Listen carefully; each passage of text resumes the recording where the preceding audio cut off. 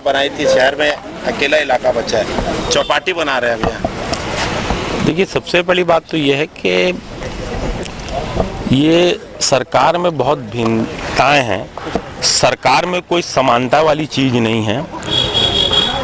इसी सरकार के एक विधायक वहाँ पर जाके विरोध कर रहे हैं कि यहाँ पर यूनिवर्सिटीज हैं, बच्चियाँ आती जाती हैं, जहाँ पर हमने यूथ हब बनाया।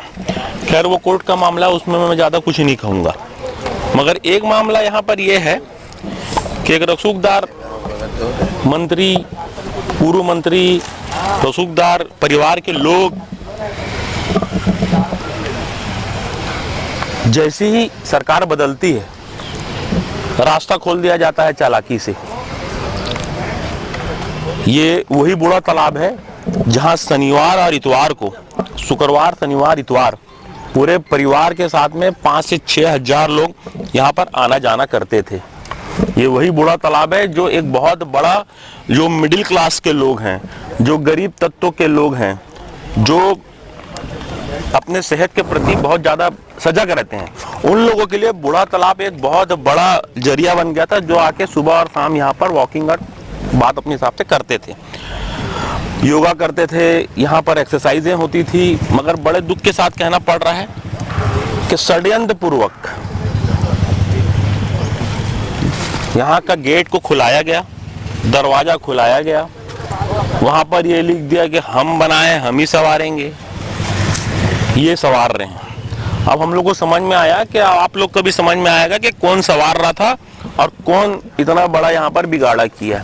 अब यह आप लोगों को सोचने की बात है कि बूढ़ा तालाब में आप लोगों ने बहुत ज्यादा वो बताया कि बूढ़ा तालाब में ऐसा हो रहा है, बूढ़ा तालाब में वैसा हो रहा है। अब कैसा हो रहा है आप लोग क्यों ये चीज आप लोग को बताओ कि ये बूढ़ा तालाब, ये वही बूढ़ा तालाब है जहां पर 5 से 6 हजार लोगों की शनिवार इतवार को भीड़ रहती थी। आज रास्ता खुलने की वजह से यहाँ पर एक भी आदमी अंदर नहीं आ रहा है। इसका मतलब ये है कि कहीं ना कहीं बहुत बड़ा षड्यंत्र हुआ है।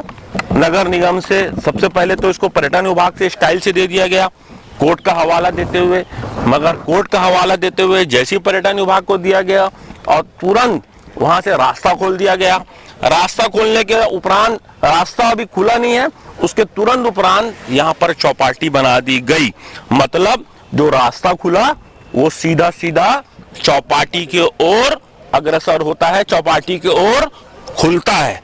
अब मुझे समझ में आया, और ये बात सिर्फ मैं नहीं, रायपुर की जनता भी समझती है कि कौन अहमदाबाद की कंपनी है, किसका ठेका है, कौन ठेका लिया है, किसका इसके पीछे कौन सबसे बड़ा नेता है। इस बात को आप भी भली भांति जानते हैं, आप लोग भी इस चीज को समझते हैं। मेरा आपसे निवेदन है, मेरा आपसे आग्रह है, जिस तरीके से आप लोग जरा सा भी यहाँ पर अगर कोई झरना खराब हो जाता था, अगर कोई फाउंटेन खराब हो जाता था, अगर कोई लाइट टूट जाती थी, तो आप लोग उसको बड़े उसमें बताते थे। अब मैं आपसे निवेदन करता हूँ, मैं आपसे आग्रह करता हूँ कि यहाँ पर आम जनता का सवाल है, सेहत के साथ खिलवाड़ हो रहा है, आदमी के स्वास्थ्य के साथ खिलवाड़ हो रहा है। स्कूल है 1000। सबसे बड़ी बात यहाँ पर यह है कि जो यहाँ पर ये लोग ने फ्लोटिंग, जो यहाँ पर रेस्टोरेंट यहाँ पर जो बना रहे हैं, जो रूफटॉप रेस्टोरेंट बना रहे हैं, उस रूफटॉप रेस्टोरेंट से ना के बच्चियां जो खेलेगी कूदेगी वो दिखेगा, यहाँ पर उनसे उनका बाथरूम का भी व्यू ऊपर से पूरा दिख रहा है। इसका मतलब लोग रेस्टोरेंट यहाँ पर आएंगे और यहाँ पर बच्चियां जो भी रहेगी, मुझे नहीं लगता कि बच्चियां यहाँ पर सुरक्षित रहेगी। और जैसे ही गेट खुला तो बच्चियों को आगे कर दिए कि सब लोग वाह वाह बढ़िया हो गया, रास्ता खोल दिया, रास्ता खोल दिए, मगर ये नहीं देखे कि उस रास्ता खोलने में आप यहाँ पर एक न्यूसेंस पैदा कर रहे हो। यहाँ पर आप चौपाटी खोल के असामाजिक तत्वों को आप बढ़ावा दे रहे हो, असामाजिक तत्वों का यहाँ पर जमावट रहेगी। मैं फिर कह रहा हूँ, ये चौपाटी का अगर निर्माण नहीं रुका तो हम लोग, हमारा पार्षद दल, हमारे पूरे सीनियर, हमारे पूरे MIC मेंबर, हमारे पूरे जोन अध्यक्ष, और नहीं तो कांग्रेस संगठन के भी लोग यहाँ पर आके धरना प्रदर्शन करेंगे।